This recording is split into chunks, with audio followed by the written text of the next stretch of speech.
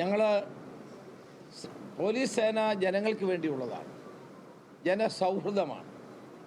അതുപോലെ തന്നെ നിയമങ്ങൾ ലംഘിക്കുന്ന ആളുകളും നിയമത്തെ വെല്ലുവിളിക്കുന്ന ആളുകളെയും വെറുതെ പോലീസിന് വിടാൻ കഴിയില്ല.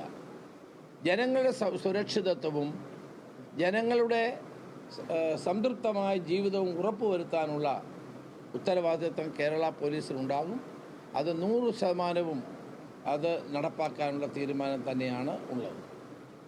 കുട്ടികളും സ്ത്രീകൾക്കുമെതിരായി ഉയർന്നു വരുന്ന അതിക്രമങ്ങൾ അത് ഗൗരവത്തോടെ തന്നെ കാണും. പല ജോലി സ്ഥലങ്ങളിലും അല്ലാതുള്ള സ്ഥലങ്ങളിലും സ്ത്രീകൾക്കെതിരെയുള്ള അക്രമങ്ങൾ വർദ്ധിച്ചു വരുന്നുണ്ട്. കുട്ടികൾക്കെതിരായിട്ടുള്ള അക്രമങ്ങൾ വർദ്ധിച്ചു വരുന്നുണ്ട്. അതിനെ ഗൗരവപൂർവ്വം വീക്ഷിച്ചുകൊണ്ട് ശക്തമായ നടപടികൾ സ്വീകരിക്കാനും അതിൻ്റെ ലോജിക്കൽ കൺക്ലൂഷൻ എന്ന നിലയിൽ അത് കൺവിക്ഷനിലേക്ക് എത്തിക്കാനുമുള്ള സത്വര നടപടികളായിരിക്കും പോലീസ് സ്വീകരിച്ചുകൊണ്ടിരിക്കുന്നത്. അത് കൂടുതൽ ശക്തിപ്പെടുത്താനും തീരുമാനിച്ചിട്ടുണ്ട്.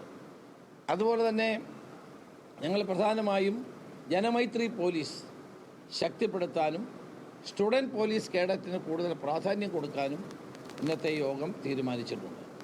അത്തരം ജനമൈത്രി പോലീസിലൂടെ ജനങ്ങളുടെ സഹകരണത്തോടെ കുറ്റകൃത്യങ്ങൾ കുറച്ചുകൊണ്ടുവരാനും അതുപോലെ തന്നെ പുതിയ തലമുറയെ ഈ കുറ്റകൃത്യങ്ങളിൽ നിന്ന് പിന്തിരിപ്പിക്കാനുമുള്ള നടപടികൾ സ്വീകരിക്കാനുള്ള ലക്ഷ്യത്തോടെയാണ് ഇത് ഉദ്ദേശിക്കുന്നത്.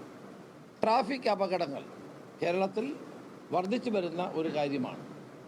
ആ ട്രാഫിക് അപകടങ്ങൾ കുറച്ചുകൊണ്ടുവരാൻ പുതിയ ആപ്പുകളും പുതിയ IT സംവിധാനങ്ങൾ ഉപയോഗിച്ചുകൊണ്ടുള്ള സംവിധാനങ്ങൾ ഏർപ്പെടുത്താൻ തീരുമാനിച്ചിട്ടുണ്ട്. അതിൻ്റെ വിശദാംശങ്ങൾ പിന്നീട് ഞങ്ങൾ പുറത്തുവിടുന്നതാണ്. കേരളത്തിൽ വർദ്ധിച്ചു വരുന്ന റോഡ് അപകടങ്ങൾ കുറയ്ക്കാനും ജനങ്ങളുടെ സുരക്ഷിതത്വ റോഡുകൾ ഉറപ്പുവരുത്താനും വേണ്ടി വന്നാൽ PWDയുമായി കൂടി സംസാരിച്ച് ഈ കാര്യത്തിൽ റോഡ് അപകടങ്ങൾ കുറയ്ക്കാനുള്ള ശക്തമായ നടപടികൾ സ്വീകരിക്കുന്നുണ്ട്. അതോടൊപ്പം തന്നെ പോലീസ് ട്രെയിനിങ്ങിൽ അതൊരു പ്രധാനപ്പെട്ട കാര്യം ചർച്ച ചെയ്തത്. പോലീസ് അക്കാഡമിയിൽ നടക്കുന്ന ട്രെയിനിങ്ങിൽ സിലബസുകൾ പരിഷ്കരിക്കാനും കൂടുതൽ പോലീസിങ്ങിന് പ്രാധാന്യം കൊടുക്കുന്നതോടൊപ്പം തന്നെ മാറുന്ന സാഹചര്യങ്ങൾക്കനുസരിച്ചുള്ള പോലീസിൻ്റെ ദൗത്യം പൂർണ്ണമായി ഉൾക്കൊണ്ടുകൊണ്ട് പരിശീലനം നൽകാനുമുള്ള തീരുമാനമാണ് എടുത്തിട്ടുള്ളത്. അതുപോലെ തന്നെ ഇന്ന് സൈബർ ക്രൈമുകൾ വർദ്ധിക്കുകയാണ്. ആധുനിക കാലഘട്ടത്തിലെ ഈ സൈബർ ക്രൈമുകളെ ഗൗരവപൂർവ്വം നമ്മൾ കാണേണ്ടിയിരിക്കുന്നു.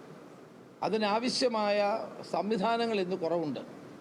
പോലീസ് അംഗങ്ങളുടെ കുറവുണ്ട്. ടെക്നോളജി പൂർണ്ണമായും ഉൾക്കൊണ്ടുകൊണ്ട് അല്ലെങ്കിൽ പൂർണ്ണമായി ഉപയോഗിക്കാനുള്ള സാങ്കേതികമായ പല പരിമിതികളുമുണ്ട്.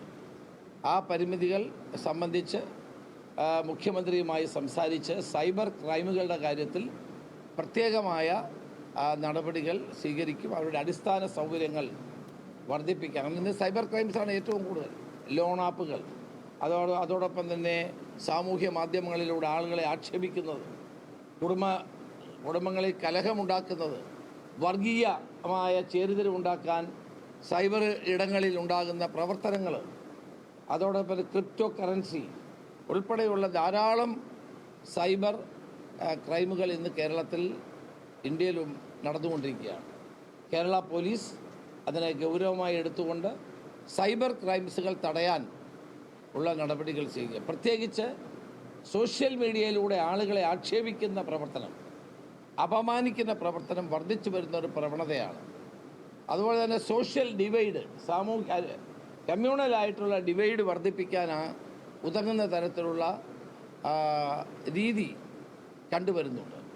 സൈബർ ഇടങ്ങളിൽ സമൂഹത്തിൽ വർഗീയമായ ചേരിതിരിവുണ്ടാക്കാൻ നടത്തുന്ന നീക്കങ്ങൾ, സ്വഭാവഹത്യ നടത്തുന്ന പ്രവർത്തനങ്ങൾ, ലൈംഗികമായ ചൂഷണത്തിന് വേണ്ടി നടത്തുന്ന ശ്രമങ്ങൾ, ഇതെല്ലാം ഗൗരവമായി പോലീസ് കാണും. ഞങ്ങളിന്ന് ചർച്ച ചെയ്തപ്പെട്ട ഒരു വിഷയമാണ്.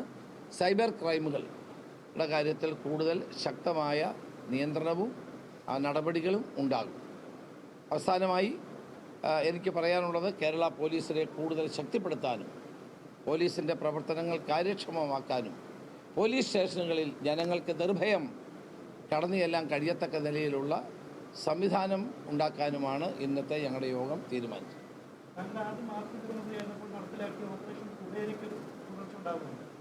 വരട്ടെ, അത് ആലോചിച്ച് ചെയ്യേണ്ട കാര്യമാണ്. ഇത് സമയമെടുത്ത് ചെയ്യേണ്ടതാണ്. ഇതിപ്പോൾ ഇപ്പോഴത്തെ ഓപ്പറേഷൻ തൂഫാനാണ് ഞങ്ങൾ പ്രാധാന്യം കൊടുക്കുന്നത്.